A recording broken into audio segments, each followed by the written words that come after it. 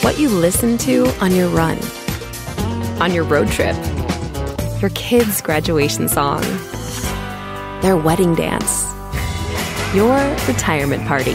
The soundtrack of your life changes as your life does. Just like a financial plan from Northwestern Mutual, it's a better way to money. Our financial advisors get to know you better. They meet you where you are and help you get where you want to go. Let's get started at nm.com. The Northwestern Mutual Life Insurance Company, Milwaukee, Wisconsin.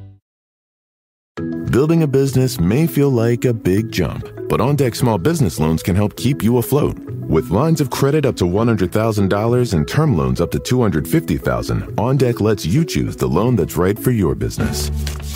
As a top-rated online small business lender, OnDeck's team of loan advisors can help you find the right business loan to fit your needs. Visit OnDeck.com for more information.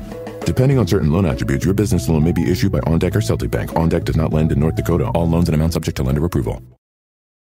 For exclusive podcasts and more, sign up at patreon.com/partnersincrimemedia. This week's Law & Order Marathon winner is Brenda Shax of Krugersdorp in South Africa.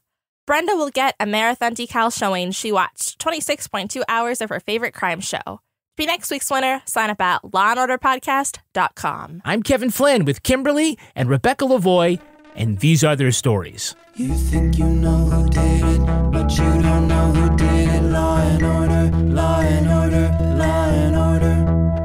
It's no ordinary police procedural, baby. It's the FNOG of police procedurals, baby. Law and order, law and order, law and order, law and order. These are their stories, these are their stories.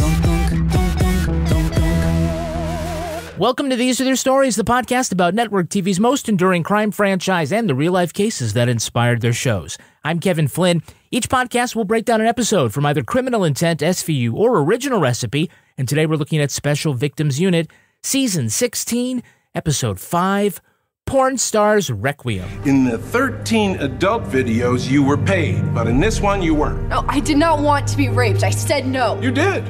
In all 14 videos. Joining me to do just that is true crime author and the host of Crime Writers On and Netflix's You Can't Make This Up podcasts, Rebecca Lavoie. Hello, Rebecca. Thanks for having me back, Kevin. And rounding out our panel is our special guest, Kimberly from Date with Dateline. Welcome back, Kimberly. I just turned 18 and I'm excited to be here. Yeah, you are. It's such a coincidence. I know. right on your very special day. Yeah. This is, by the way, your 6th appearance. Shut up. Do I get like an SNL jacket? Well, it was for your 5th, and we missed it, so you don't get one now. Okay. Skip it right over you. Yes.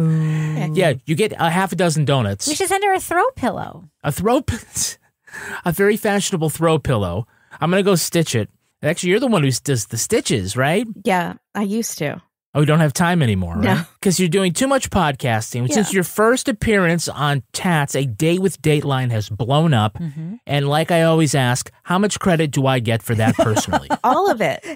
No, I get the credit. No, you don't get the credit. I do. Rebecca is the one who talked about us and how, I don't know if we never really got you on the Keith Morrison train, but we tried so hard. Exactly. Kimberly, remind everybody of all the franchises, which 2 cops are your favorite Law & Order detective team? Favorite Law & Order detective team. I love Finn. Mm-hmm. I was going to say I love Carisi, but he's so victim-blaming. I forgot how douchey he was at the beginning. He never should have shaved the mustache off, right? He should have just kept it. No, Liv and Finn together, I think. Best friends forever.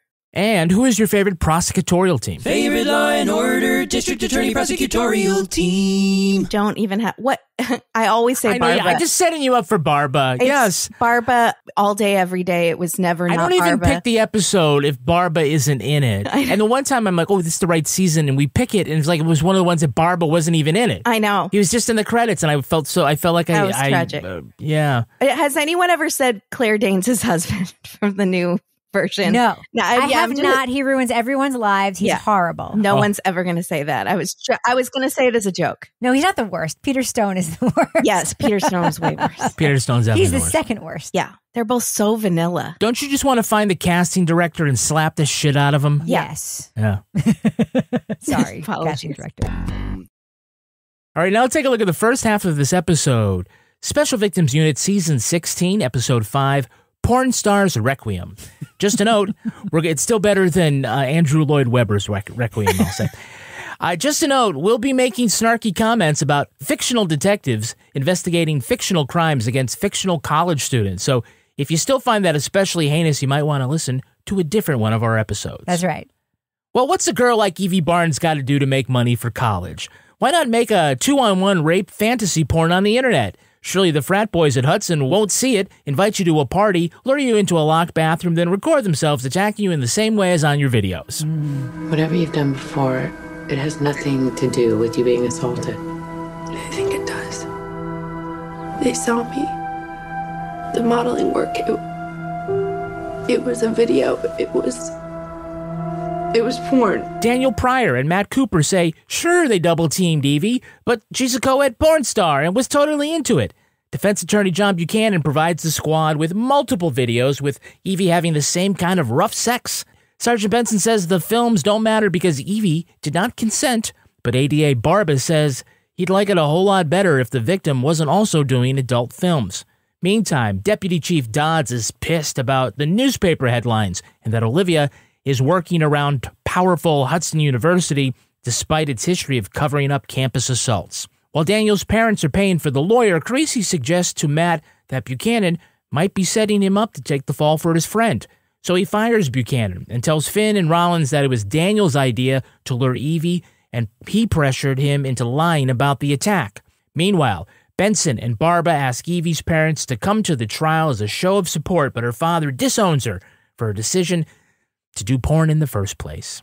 Well, we open on the casting couch where Evie Barnes says today is her 18th birthday and she wants to try modeling, and she has unwittingly walked into the home of 18 with a Bang.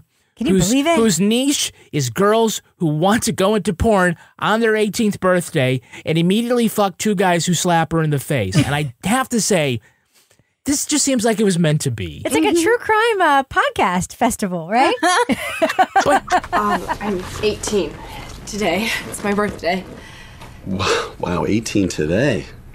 Ready to celebrate with a bang?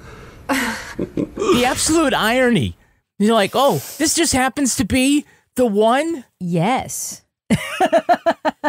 A porn career is not what I'd want for my 18th birthday. I'd rather have like a voter registration form. But that's the setup for this niche genre, right? Yes. It's like pizza delivery porn or babysitter. Right. Turning 18 and always wanted to go into porn because her dad is sick with some mysterious ailment that makes him need dialysis.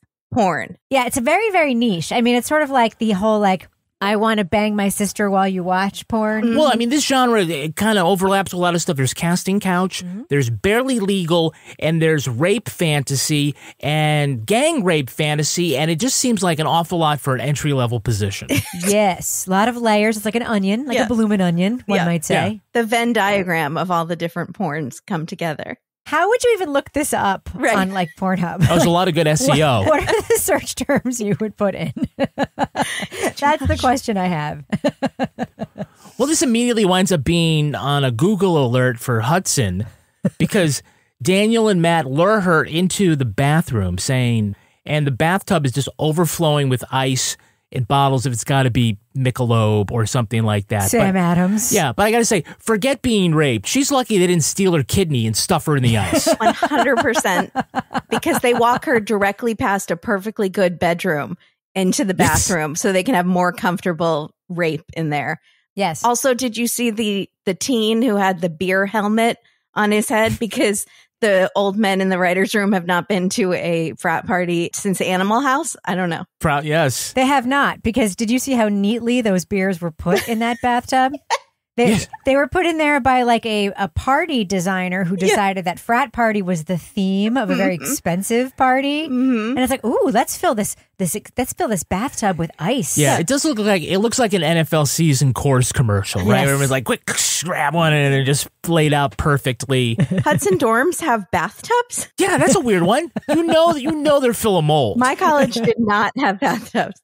So the smartest RA at Hudson knows not to tell anyone at Hudson that there was a crime and to just call the police himself. Yes, Justin. Yeah. She said she'd been to a party where 2 boys raped her. Campus security told you to call us? No, I've been here 4 years. I know not to get those guys involved. Okay, was Justin not a red herring? Because I fully thought Justin was going to become so much more important to the plot. After you just saw 2 other people rape the girl. I still thought there was going to be a twist. This is how the wrong person goes to jail all the time. Because of judgy white women like you. Justin's just the narc, okay? He's just the narc. He's just the narc. He was so nice to me that she makes a point. Justin was so nice to me. And then later he lets the mom in. The RA let me in. Like, they're talking about the RA way too much. Yeah, it's like he's setting you up for something. I love Justin's door knock. Hey, Evie, it's Justin. I called the police. If my RA had ever said to me in college, I would be like, you go fuck yourself, Justin. Be like, wait, I got stuff to hide. Wait, I have to hide my illegal pet rabbit, my weed. I'm stealing cable. What in the history of Hudson on this show has led us to believe that the RAs are this attentive? We are Hudson, where the bad guys go to school. Justin was the best. Justin was absolutely way too good for Hudson. Absolutely. Absolutely. So Rollins wants to talk to Evie about the attack, and she says the boys knew that she did porn, and they referenced that when they raped her. So Rollins wants to collect evidence, and she asks whether she's already taken a shower. They hurt you, right? Did you take a shower? No, the bathroom's co-ed. That's actually a good thing. The showers at Hudson would just add evidence to your body instead of washing it away. I want more DNA in my rape kit. There you go. That's how someone goes to prison. It's just you right. walked through the bathroom at Hudson, and now your body is covered in suspects. They're like, we have to arrest the entire West Wing. That's how Justin goes to prison. Yep. Yeah, that's how Justin. Poor Justin. So this is the first episode in which Peter Scanavino appears in the opening credits. The best. Remember, we started off this season, he still had the mustache, and this is he's now officially part of the cast. I love him. Good for him. Yeah, it's the first time we get to see that photo of him completely uninterested in catching that subway train going behind him. I love him. I love him. I love him. I do too. So Carisi and Finn learned that the fifth floor is basically Slytherin, and that's what it is at Hudson. And so the boys there tell him, yeah, we, quote, ragdolled her. And Carisi is nodding in agreement with just a little too much pleasure. Oh, my God. His acting in this, like his acting for the boys. Carisi, I'm sorry. Peter Scanavino is great on this show. I love him. And ever since, like, whoever it was told us that he's actually, like, a wonderful person in real life, like, I look for that in the show. So, like, I give him so much of the benefit of the doubt, too, with his acting. And in this scene, he's like, yeah, tell me more. Tell me more. You guys know she did a porn video, right? Yeah, well, we'll get to that later, but let's talk about last night. But you know he's acting to try to be like one of the guys. Yeah. And he's like, uh-huh. Oh, I know how those girls just lead you on, that they want those it. Sluts. Yeah. Tell me more. And it's wait, nudge, it's nudge. kind of like weirdly adorable in a way that should be gross, but it's not because it's him. Yeah. It's the best. He's the best. I love him. I love him. Yeah. So when they're debriefing Barba about the website 18 with a Bang, which is just amazing that is not already taken by somebody, Finn makes sure to give our home state a shout out. So she made one first-timer pornographic video. In New Hampshire. One of the few places you can still make porn without a condom. Live free or die. I was so proud. But I will have to say, I'm going to finally have to, like, provide a little clarification because this keeps coming up. It does keep coming up. There is a misconception here. It's not illegal anywhere in the United States to make pornography. They make it in Nevada and Florida and, you know, what you do with your iPhone everywhere. The difference is that in only 2 states has this been legally tested in a court and upheld. California, obviously so, but it's also happened in New Hampshire. The legal question is whether or not paying the actors for sex amounts to prostitution. And in both of these legal cases, they said no, because hell, they're not going to do it for free. That's right. But the U.S. Supreme Court has recognized pornography as protected by the First Amendment, so you got to be able to make it. But New Hampshire does not have a formalized porn industry. Kimberly, I have to tell you that the sexiest movie ever filmed here was On Golden Pond. No. You're wrong. Well, that I'm movie wrong? is super You're sexy. wrong. The sexiest movie ever filmed here was Simon Birch. No, I'm just kidding. I'm just kidding. There is totally an underground porn industry here. There is. Name one film. Yeah, I can't name them, No, but I you know it can't, exists. because it's so deep underground. That being said, It's so cold, though. I feel like it's too cold for porn. Yeah, sure. So anyway, I guess I know what my next Patreon level is going to be. Simon Birch porn. Yeah. But my favorite line was when they're showing the porn website of 18 with a Bang, and Finn goes, most of these girls haven't been 18 in a while. It's like, are you age shaming the porn girls? You're no spring chicken, Finn. Sweet wisdom from Finn. There it is. So Buchanan walks in with a thumb drive, and it's never explained how, like, 3 hours after these kids are hauled in, or not even hauled in, that he suddenly found a dozen of Evie's photo of her videos. He was a member. That's what they joked, right? Yeah, he must be. And if anybody's face gives off, I'm a member. Yes. It's Buchanan, yes. But Buchanan then hands over a copy of the video that Matt shot with him and Daniel and Evie, and he says, The video the boys made. It's in bad taste, but not criminal. Don't worry, it's uncut. It's uncut, just like the boys. We have a Hey, It's That Girl. Hey, it's that girl. Who is playing struggling college student Evie Barnes? He raped me. I didn't want it, and I did not agree to be filmed. They think just because I do porn, they can do whatever they want to me. Hannah Marks. Hannah Marks? Where do you know Hannah Marks from, Kimberly? From the credits. Because From they the cheated. She's like, I knew you were going to ask that. I've been on this show 5 other times. Mm-hmm. Yes. I don't know where I know It's her my from. 6th time on the show. I know what you're going to ask. Yeah, good for you. Rebecca's still a surprise when you're like, what? Well, There's a Hey, It's like everybody heard that, right? I have learned to not look it up because then you get mad at me later. Yeah, I don't want you cheating. If it's not a soap person, Yeah. I know not to know. Well, let me give you a little knowledge here. All right, I'll drop a K-bomb on you all. That's Hannah Marks. She was Elijah Wood's wife, Amanda, in the show Dick Gently's Holistic Detective Agency on BBC America. Oh. Don't make that face like you've watched it. I watched the first episode. No, you didn't. I did, I swear. I called her a liar, Justin. She's also directed the teen mystery movie Turtles All the Way Down, now streaming on Max. And her father is Ernie Ball, who musicians will recognize as the inventor of Ernie Ball's slinky guitar strings. Okay. So I guess neither of you play the guitar because it's like the Coca-Cola of guitar strings. Okay. She comes from Slinky Guitar Money. Yes, comes from that money jingles. Nepo, Jane. baby. It doesn't fold. I don't know why she had to turn to porn then. Here's another interesting fact about her, though. Her great-grandfather, Ernest Ball, wrote the music to When Irish Eyes Are Smiling. Oh, no. Kimberly, are you familiar with that song? Well, I'm not going to say because Rebecca will call me a liar. No, everybody who's ever had to suffer through St. Patrick's Day in either New York, Boston, or Holyoke, Massachusetts is familiar with that song. Yeah, When Irish Eyes Are Smiling, it's been recorded over 200 times, including by Bing Crosby and Connie Francis. They sang it in the movie Young Guns. Remember Young Guns? Mm-hmm. Yes, they sang it in Young Guns, although the movie took place 35 years before the song was written. And so for years in March, the family would get that big music publishing check. Nice. But it all ended in 2022 when Irish Eyes Are Smiling's copyright expired and it entered into the public domain. Which means you can play it on the podcast right now. Go ahead, sing a few bars. When Irish eyes are smiling. Get that, Spotify. Take that down. I dare you.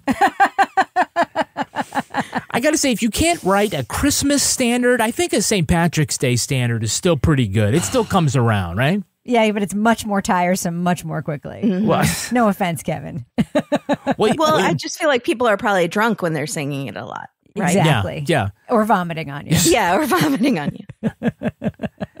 We do have a Hey, It's That Guy. We do. Hey, it's that guy. Yeah, who's playing unjustly accused rapist Daniel Pryor? What? Unjustly accused? Well, that's what he says. That's what he said, remember? Kevin, did you just reveal your true thoughts about this episode? Hey, I lived on the 5th floor, so you guys can suck it. He's the Nellie Olson of this episode of Tats right now. Yeah. Who is it? That's Max Urich. I want to speak for all falsely accused men. People believe women by default, but false accusations destroy lives. He was Hunter in CBS's Under the Dome, but he played Fenmore Baldwin in Rebecca's second favorite soap opera, The Young and the Restless. Oh my God, he was Fen Baldwin? Yes. Michael Baldwin's son? Yes. Oh my gosh. Look at that. Kimberly, let me catch you up. There have been so many Fens, though. There have been so many. Oh, well. Wait, I'm sorry. Is Fen? How do you spell Yes, Fenmore is his full name? He's named F-E-N? after he's named after the store Fenmore's, which is Lauren, Michael Baldwin's wife's department store chain. Okay. Yeah. So Fen and his older brother Kmart. Oh, stop it. No? I made that up. Okay. Fen was kidnapped shortly after his birth in 2006 and then became a teenager 6 years later. Yeah, it's called Saurus. What is sore ass? Wait a minute. Soap opera rapid aging syndrome. Oh, yes. The teen angst of first grade. That was rough there. Max is a 4-time nominee for the Daytime Emmy Awards, which combine equal 1 American Music Award nomination. Stop it. In 2020, he was engaged to Demi Lovato. What? For 2 months. Okay. 2 months, yes. She was engaged to a guy from Under the Dome? Yes. And The Young and the Restless. Yeah. A guy who played a character in The Young and the Restless who was played by like 5 other people. Yeah. Demi told Glamour magazine this week that after the breakup with Max, she realized she was queer. Oh. He turned her gay. Well, I mean, it's a fifth floor energy. That's right. Yeah, I just, I feel like she probably was already quear, but it's not really endorsement of... Listen, I've been watching a lot of JD Vance rallies, and I have learned that with the wrong influence, you can be turned gay. Well, Max is the wrong influence, I guess. Shame on you, Max. So that's what you get for growing up 6 years early. All right. Well, how about that other student? I just got it right now that it was rape, Matt Cooper. No idea. Who's playing him? Did he also play Fen Baldwin? No. That would be good. She was crying the whole time and she ran out after. That's when Daniel told me that we'd actually raped her, but that if anyone asked, she wanted it. No, that's Casey Thomas Brown. He was one of Michael Douglas's acting students on the much-acclaimed series The Kominsky Method. And Casey appeared with Saturday Night Live's Chloe Fineman in the movie Father of the Bride. Remember that remake? Yes, I watched that remake. The first week of COVID lockdown, the two of them fooled the internet by holding a fake wedding on Instagram to entertain those locked down. The joke was like nobody could come and the hairstylist couldn't come, and that was the joke. It might have been a fake wedding, but it was closer to the real thing than Max got. Oh. Don't feel bad for them. That's true. They're fake. Did you recognize who's playing the judge with his own mind? Oscar Briggs. That guy? Yeah. I recognize him from The Handmaid's Tale. Young lady, I don't know if you desire the recently popular status of victimhood, or if this was a publicity stunt to jumpstart your porn career. Yeah, that's Richard T. Jones. Other folks will know him from his 7 seasons as Sergeant Wade Gray on ABC's The Rookie with Nathan Fillion. Oh. Yeah. Richard starred in the Tyler Perry movie Why Did I Get Married? Then he left his wife of 27 years for another woman. So I suppose he answered his own question. Hey, can you tell me who's playing Evie's mom, Lisa? Oh, that tight bitch? No. That tight bitch. Will you attend the trial? Bob has dialysis. I have to drive him. That's Emily Donahoe. She's had guest spots on FBI, American Rust, and Homeland. She is married to Michael O'Keefe, who was Danny in Caddyshack and Fred and Roseanne. Huh.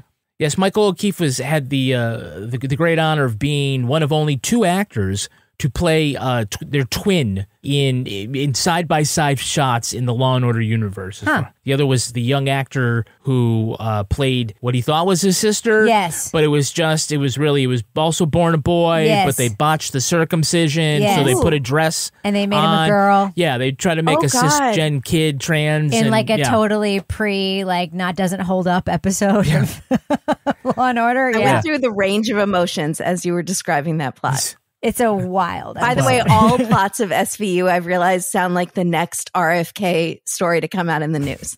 100%. Staged bear Who staged murder? the murder of this bear? Call Gorin. Yeah. Gorin needs to immediately come in and sniff this bear. A whalehead. What is tied this to the top whalehead of a doing car. here? Yes. I don't know, but he left a dead worm. A quote star reporter having a weird nudie text exchange with a presidential candidate. It's like Law and Order Mad Libs equals Yes. RFK Jr. Yeah. So did you spot the actress playing college president Roberts? You mean the five head?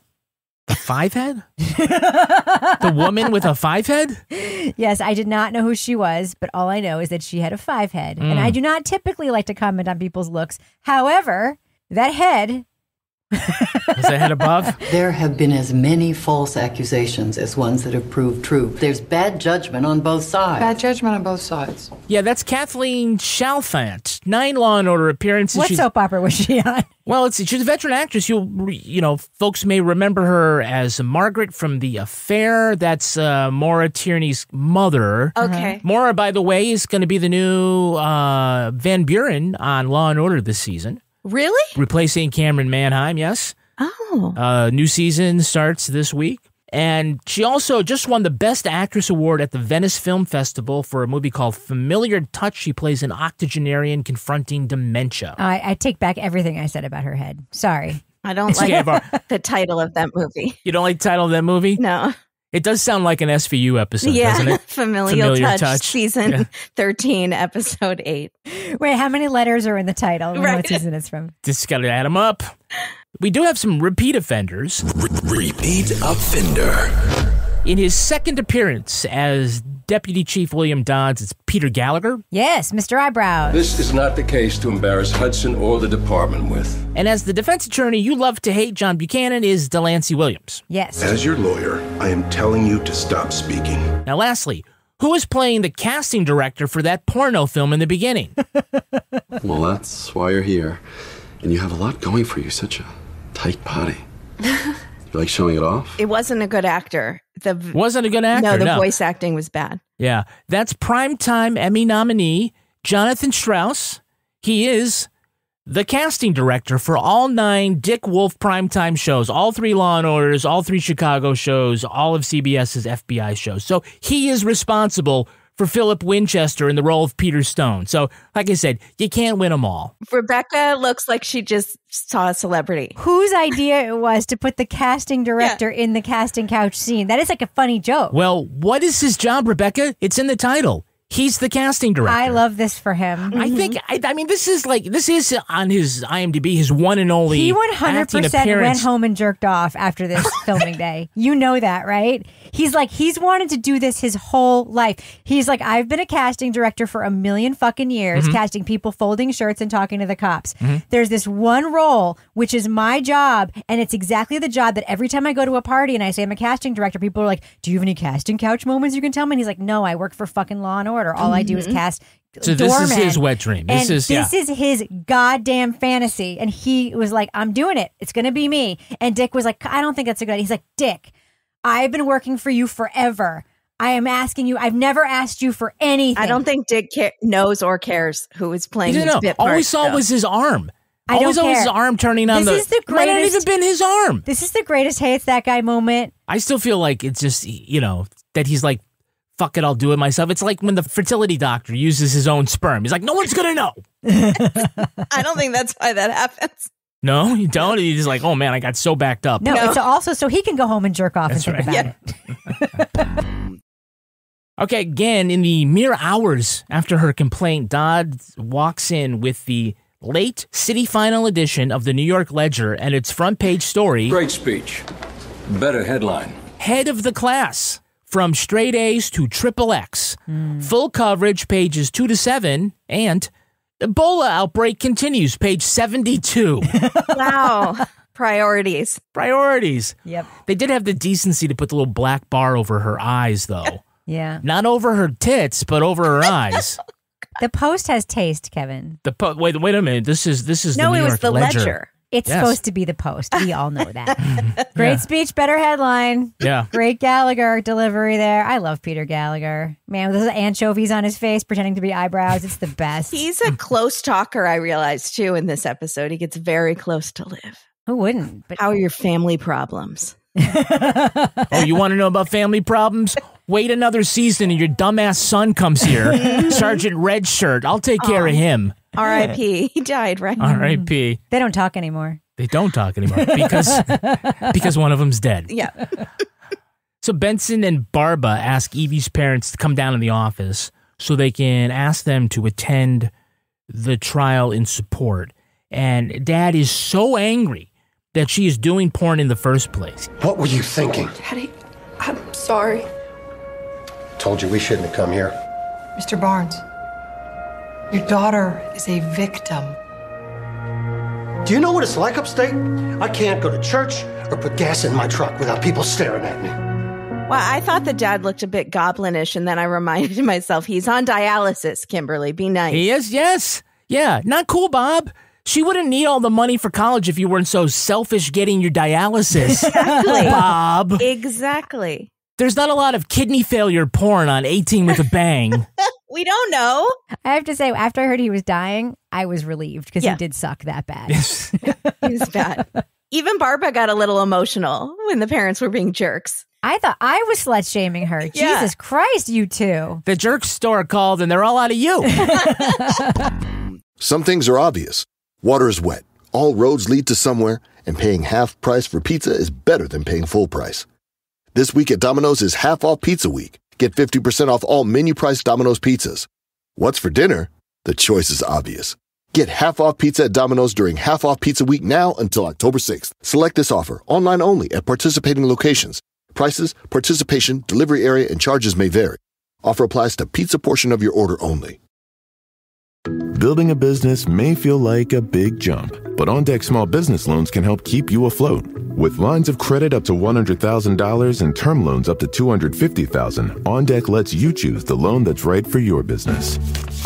As a top-rated online small business lender, OnDeck's team of loan advisors can help you find the right business loan to fit your needs. Visit OnDeck.com for more information. Depending on certain loan attributes, your business loan may be issued by OnDeck or Celtic Bank. OnDeck does not lend in North Dakota. All loans and amounts subject to lender approval.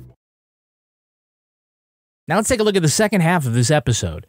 At trial, Evie explains that her on-camera persona is Roxanne. Her porn films were legal and scripted, but she did not consent to being raped by Daniel and Matt. But on cross, Buchanan says, "You're such a good actress on camera. How are the boys supposed to know the difference?" We have seen that you are a very gifted actress. How do you expect these boys or this jury to know the difference? I didn't want what they did to me. You say after the fact. You didn't call the police that night. Testifying for the prosecution, Matt says he didn't think he could rape a girl like that. And testifying in his defense, Daniel says he's standing up for all the falsely accused men out there. But Barba gets him to admit he ignored Evie's cries to stop. No sooner does the jury convict Daniel than Evie learns she's being expelled. From Hudson. Benson confronts the college president, who says that she's not being kicked out for being a rape victim, but being a porn star violates the code of conduct. At Hudson. At Daniel's sentencing, the judge shocks the courtroom by setting the jury verdict aside, saying the whole thing was such a publicity stunt, and respect your body, young lady. Betrayed by the college, and now the court, Evie leaves a cryptic goodbye message. Rollins and Carisi race to the set of an underground porno shoot where they find Evie. She says she's turning her back on college and her family and devoting herself to just being Roxanne, because at least in porn, they stop when she says stop. Then she turns and walks onto the set, preparing to be gangbanged by 12 guys in hard hats. So when Buchanan cross-examines Evie, she says that She thought the videos would be private, and Buchanan delivers the line exactly like I would. You didn't tell the police that you had done these other videos at first. Why is that? I hoped it would remain private. You hoped it would remain private. On the internet. On the internet. That was a Kevin line read that he did, yeah. Absolutely. Absolutely. I feel like he was channeling a little me there. Mm-hmm. The point that he's trying to make to the jury to get across is that the only real difference in the films and the bathroom was that she wasn't getting paid for one of them. And then he ends with the most breathtaking comment. Ms. Barnes, I'm sorry if it feels like I was rough on you, but that's what I get paid to do. Oh my God. I don't think he understands what a job is. That we live in a capitalist society. It's like if I work for Target and they say, will you do this for free? And I say no, because it's a job that's not on a volunteer basis. And getting ARD is not on a volunteer basis as well. Yes, that's true. I thought he proved the opposite point he was trying to make there. Excellent point. Oh my goodness, logic. Did you use the word "are" as a verb? Sorry. Okay. We don't even cuss on our show. So okay. We say essayed and things like that. How dumb is this student that he realized it was rape after? What sort of scholarship is he on? He does go to Hudson. It's prestigious, but it is easy to get into. Oh, wait. You know what I realized later? What? That may have been a rape. It might have been a real rape. I don't know. no. The tears were... But I thought we were making a porn, even though we weren't paying her. We're in a It's not New Hampshire. It's not New Hampshire. We should have known. We should have known. So I always, find it odd that when the jury comes back with a guilty verdict, everyone goes to Evie and says, "Congratulations!" Like she just won a Daytime Emmy Award or something like that. Which is a real Emmy, by the way. Shut up, Kevin. Yeah, right. Sure it is. I think in at least a fourth of the episodes I listened to of this show, you are making fun of the Daytime Emmys. In fact, in the last episode I was just listening to yesterday, you were also making fun of the Daytime Emmys. They're going to come for you one day. Yeah, what do you have against them? That's okay. Someday they'll grow up to be a real award. It's fine. Someday they'll turn 18. Yeah, they'll turn 18. They'll have their own website. Sure. If the Daytime Emmys were something, they'd be on primetime TV. I'm just saying. That proves my point.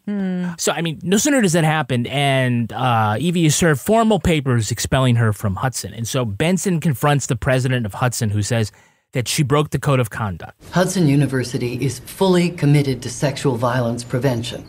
We're planning a luncheon early next week on the subject. They plan on discussing the issue at an upcoming luncheon. Crudité and sexual violence. Yes. Benson's line was, "I can't wait to see the cake." Yeah. Also, what is the president saying when she says she even showed her student ID in some of the films? No, she didn't, because she changed her name to Roxanne with 3 X's after the first video. And in the first video, she showed her driver's license. So check your continuity, president of Hudson. Yeah, and in what context would she show her student ID in an adult film? Yeah, would in she the be rape like, fantasy? Would she be like, okay, I would like a discount on this rape, so I'm a student. Here's my ID. In what fucking context in a porno film would you flash your student ID? Seriously. And I loved... Oh, wait a minute. Kevin looks like he knows the answer to that, and I'm worried. Well, there's a kind of porn. Casting couch? Yes. Rape fantasy? Yes. Barely legal? Yes. And trying to get into an R-rated movie. Here we go. And it all happens. Okay. Yeah. And proving that you're a resident so you can vote today. Exactly. There you go. Well, if you really want to get to the ballot box, come back here. Be a poll worker. It brings a different meaning to barely legal. Hudson, that's not the first porn that Hudson ID has been used in. Let's be real. Yes, right. Yes. Like when Peter Gallagher's like, "Don't embarrass Hudson." I was like, I think they're doing a pretty good job of embarrassing themselves. Yeah. You know who broke the Hudson Code of Conduct? Justin, the RA, for calling the cops. Snitches get stitches, Justin. Disgrace to Hudson, That's the Hudson right. Hawk. Look at our Cleary stats just going down the tubes thanks to Justin. So beaten down by her circumstances, Evie flees to New Hampshire, where Carisi and Rollins catch up to her, and where she says she's got nothing left going for her but porn. You don't have to be here. Can we take you home? Where should I be? At Hudson? Try being a sweet co-ed again? I already made that video. At least here when I say stop, they stop. And then she turns around, drops her robe, and then walks into a gauntlet of 12 shirtless men who are about to gangbang her. And I suppose the writers were saying, how can we raise the stakes in this episode? Because just 2 guys isn't enough. No, we need the village people. Okay. We need 3 sets of the village people. Okay, so there are many construction workers wearing hard hats. There are also 2 men wearing black COVID masks and 1 man wearing a weird demon wrestler's mask. The Mexican wrestler's mask. Yes. I'm like, what the fuck episode is this? Orgies make strange bedfellows. The only thing that makes any sense is that they're in multiples of 3. Yes. Rebecca's think about that. I don't have to think You don't about have to think about the number of orifices? Okay. Kevin. All right. Super. I know the genres, okay? And it's Mexican wrestlers. Mexican wrestlers. Pandemic. No me gusta. Yeah. Oh, es posible. Oh. What the fuck is actually happening here? Yeah, I like how Carisi was like telling Rollins, like, no, I have to come away. And Rollins is like, wait, I want to see how this plays out. Building a business may feel like a big jump, but OnDeck Small Business Loans can help keep you afloat. With lines of credit up to $100,000 and term loans up to $250,000, OnDeck lets you choose the loan that's right for your business. As a top-rated online small business lender, OnDeck's team of loan advisors can help you find the right business loan to fit your needs. Visit OnDeck.com for more information. Depending on certain loan attributes, your business loan may be issued by OnDeck or Celtic Bank. OnDeck does not lend in North Dakota. All loans and amounts subject to lender approval. Now streaming on Paramount Plus. I came here to make something of myself. You want your name up in big, flashy lights. Before Rosemary's Baby, I chose you. evil was born. They did something to me. Starring Julia Garner I need to know what's happening. and Diane Wiest. This is a role that you were born to play. Baby's here to stay. Apartment 7A, now streaming on Paramount Plus or buy it on digital. Rated R. Life can throw a lot your way in the morning.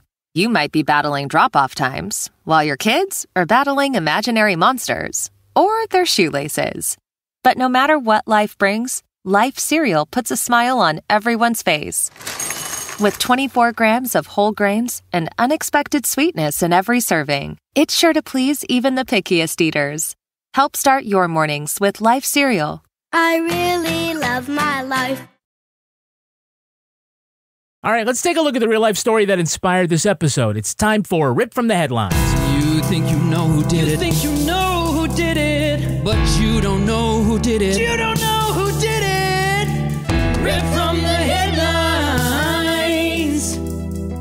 This episode is inspired by the real-life story of Duke University student Miriam Weeks, an adult film actress who performed under the name of Belle Knox. Weeks was earning $400 a month as a waitress, which was hardly enough to cover her $60,000 a year tuition at Duke. In 2013, Weeks began her career in pornography, flying into the West Coast on her school breaks to film. She made more than $1,000 a scene and soon became a rising actress in the industry. When she returned to Duke after the Christmas break, she was outed by a fraternity brother she considered a friend. When word of her side hustle spread around campus, Weeks began receiving online taunts and threats to her safety. Others petitioned the university to expel her. Weeks gave as good as she got, proclaiming these scandalmongers were displaying a double standard between sex workers and their customers. She advocated for a more feminist influence in the porn industry. Several columnists took her side, saying she was the victim of a classic case of slut-shaming. Weeks retired from the adult film industry in 2015. After university, she went on to law school and passed the California bar in 2019.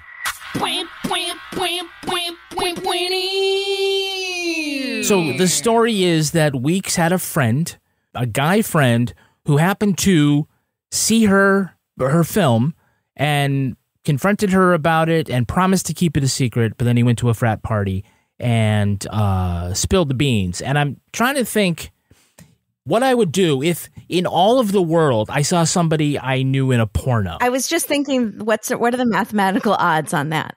I think, High for Kevin. I think it'd probably be low for me, but I imagine that if you are in a porno, that the odds, that somebody somewhere that knows you, it's a number greater than zero. Apparently it happens with OnlyFans people all the time. Yeah. Really? Well, I'm on Reddit a lot. So I hear it, I see it on Reddit all the time, like somebody it's not being a local weatherman where you're going to be spotted. it's all over the world. Yes. And So someone who has an OnlyFans, like there was a great Reddit post where there was a teacher whose boyfriend has an OnlyFans, and she got called in by HR because her principal apparently subscribed to her boyfriend's OnlyFans. Oh my God. Whole fucking thing. Yeah, apparently that happens now because there are more and more people on the internet doing, sex work and sex adjacent work now. Yeah. Yeah, but I wonder, how does one start that conversation? Right? You're like, hey, the one time I watched porn, right? Just the one time, it was you. Now, do you do all the porn? Because I don't know.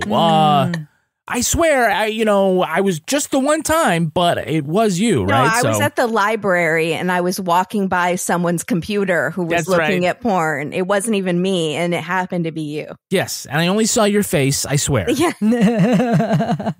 Your feet look familiar. Your feet look familiar. I gave it 3.5 stars on WikiFeet. So pornographers have two sayings. One is, first, if you want to be in the show, yes, you have to put it in. That's not really a saying, but the other saying that they do have. Did you make that up? I just made that one up. The real one is that people jerk off with their left hand and point fingers with their right. Yes, and everybody's nodding, right? Yes. So abortion, contraception, civil rights project 2025 proposes curtailing all of these, but not enough people are discussing their plans to outlaw pornography. I'm asking, who is asking for this? Who's asking for what? To get rid of pornography. America would be so much better if there was less Pornhub. Who's asking for that? The people doing Project 2025. They're watching the most of it of anyone. They'll still find a way to get it. Well, I mean, it's obviously clearly a problem with young people and exposure to pornography and the way that it's warping their attitudes towards sex. But that's true. That has a lot to do with the fact that adults don't talk to young people about sex in an honest, transparent way. They don't tell people what sex is supposed to be like.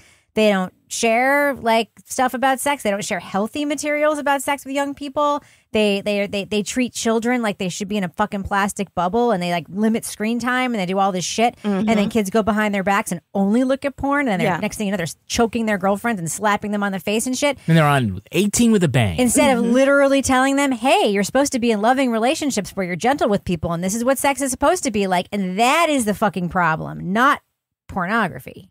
Okay. Is that what you wanted to know?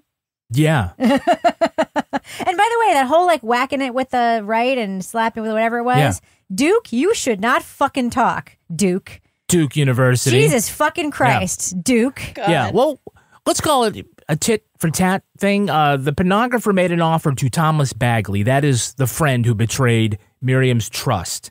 He said that he would pay the student $10,000 if he made a porno. Ooh. The director promised he could have any girl he wanted, and I think that he probably will have already seen them by now, so he probably would already be able to, pick off the top of his head. But he offered to pay the guy an additional $1,000 for, quote, every inch he's packing above 4.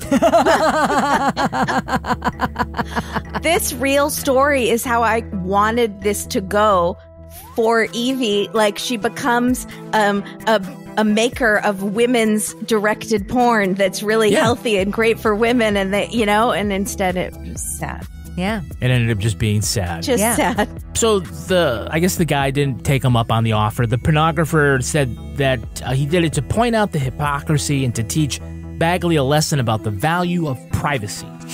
Although I'm not certain that this guy's motives are 100% altruistic, he has made the same offer in the past to people like Amanda Knox and to Crazy Tony of Here Comes Honey Boo Boo. What? I think it's great because they wouldn't even have to change the name. Oh, my goodness. Oh, my goodness. That's going to do it for us. We want to thank our guest, Kimberly.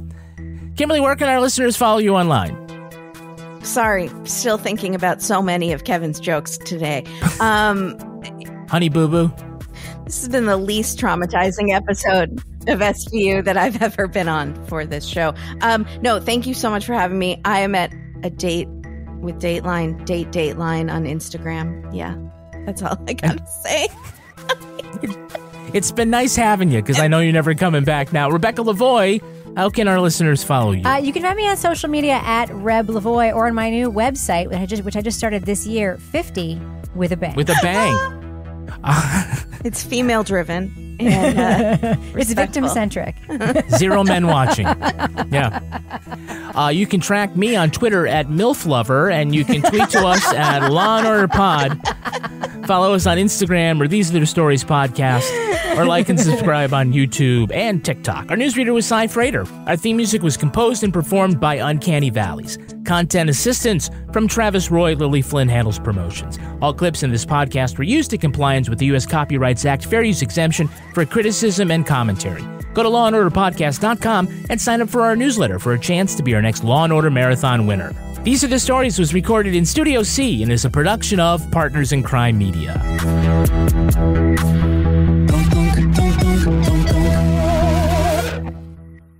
Partners in Crime Media. Building a business may feel like a big jump, but OnDeck Small Business Loans can help keep you afloat. With lines of credit up to $100,000 and term loans up to $250,000, OnDeck lets you choose the loan that's right for your business. As a top-rated online small business lender, OnDeck's team of loan advisors can help you find the right business loan to fit your needs. Visit OnDeck.com for more information. Depending on certain loan attributes, your business loan may be issued by OnDeck or Celtic Bank. OnDeck does not lend in North Dakota. All loans and amounts subject to lender approval. Life can throw a lot your way in the morning. You might be battling drop-off times, while your kids are battling imaginary monsters or their shoelaces. But no matter what life brings, Life cereal puts a smile on everyone's face. With 24 grams of whole grains and unexpected sweetness in every serving, it's sure to please even the pickiest eaters. Help start your mornings with Life cereal. I really love my life.